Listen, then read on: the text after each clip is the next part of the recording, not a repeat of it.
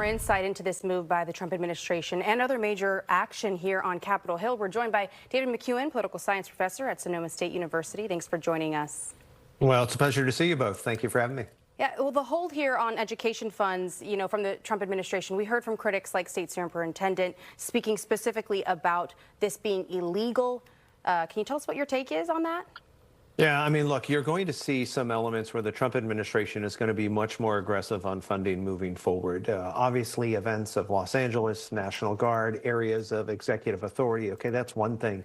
But budgets are a proxy for values. Budgets tell us what politicians believe. And if you believe that you need to go forward and push on certain issues, particularly on the education front, you've done that with Harvard, you've done that with Columbia, you're going to move down ballot, if you will. You're going to move downstream, and you're going to move against schools. And you're particularly going to go against those localities that are also quote unquote sanctuary cities. So LA Unified, San Francisco, cities like this across the country are going to get the ire of the Trump administration as they push the envelope on how far they can go around budgets and dollars, even if those dollars have already been allocated. Yeah. David, let's shift gears a little bit to Washington, D.C. Other news on Capitol Hill today. Let's take a listen to this Senate vote this morning. The Senate being evenly divided, the Vice President votes in the affirmative. The bill as amended is passed. Vice President J.D. Vance delivered the tie-breaking vote to pass President Trump's tax breaks and spending cuts bill in the Senate. It ends an overnight marathon session. 3 Republicans joined Democrats in voting against it. The Senate's version of the bill now goes back to the House. David, many Republicans are not happy with this version, particularly with cuts to Medicaid and the increase to the national debt by $3.3 trillion. What are the sticking points, and can this get across the finish line in the House? All right, so thanks for having me at 4 o'clock on an afternoon here, because I'm going to geek out for a moment, all right? There are dollars here and votes that are at stake that are really difficult. For this Senate version to come over to the House, it needs another $2 trillion in cuts to meet what House Republicans wanted to have happen when they sent the bill over.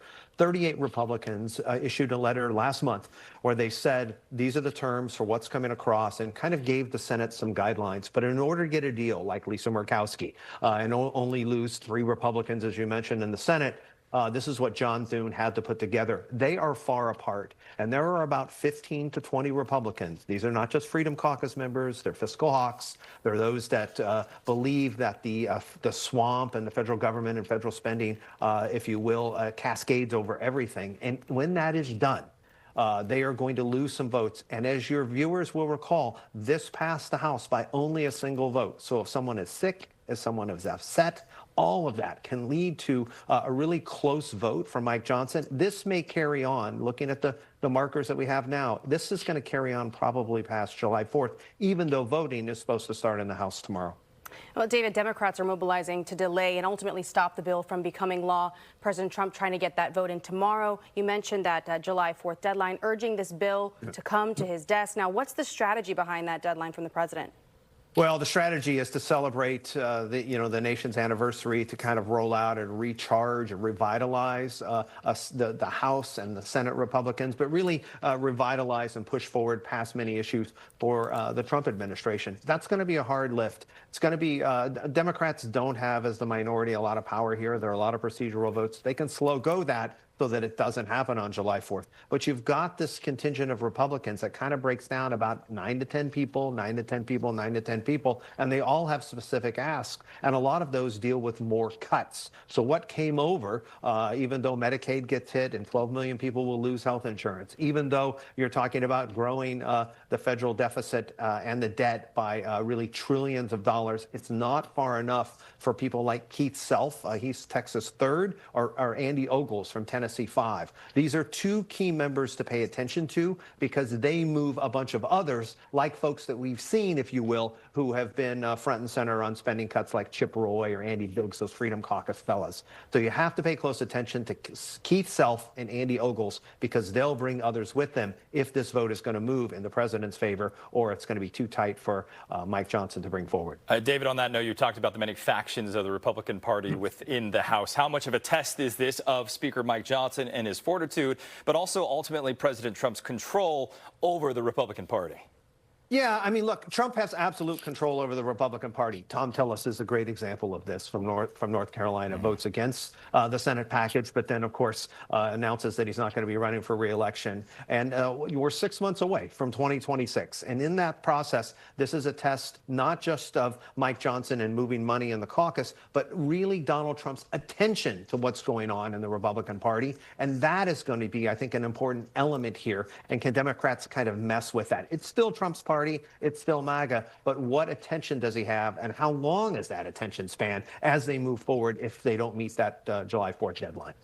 All right, David, obviously we know Elon Musk and Donald Trump have had, an ongoing back and forth. They're now renewing that feud. And Elon Musk is threatening to fund a political opponent for Trump, wanting to start a new political party. Now, what do you make of the latest clash there? Okay, look, it's really hard to have a third party in the United States. Our rules, how things are set up, it's a two-party system. But Elon Musk has resources to mess around in primaries. So does Donald Trump, even though he owns that party. But Elon has kind of gone back and forth with this and then kind of disappears in the background. But if he sets up a series of IEs, independent expenditure campaigns, in states like Tennessee or Texas or North Carolina, he can play a role in the 2026 midterms. It's just there's going to be a political price to that. And does he want to run a company, or does he want to start a third party, even though he said it's the last thing he wants to do on this earth? And it's the place he would go in that sense. Can he actually pull it off? That's a really tall order because it's temporary. And Donald Trump and his legacy tend to be lasting in the Republican Party. So that builds a lot of momentum for Trump into 2026 and is going to cost Elon even more, not just in terms of dollars, but in terms of reputation. And that also has business consequences for him as well. David, as we wrap up here, give me your crystal ball. When does this pass the House, and what version passes? And how much do Democrats use these votes as a way to hold up these Republican candidates come the midterms? Right. So you have to come down from that $2 trillion. And that means you're probably looking after July 4th, sometime, probably not July 5th, but sometime in the period of 7 or 8. It could last into early next week, but it will pass at some point. It's just a question of whether or not they can get some of the elements of the bill that are closer to the House version than the Senate version. And that's a real test and change in our history, because usually it's the Senate that drives this, not the House. But it gives you an idea of what's at stake here for the Republicans and for Donald Trump. Okay, thank you so much. As usual, Sonoma State professor David McEwen, thanks for joining us. Nice to see you both. Thank you.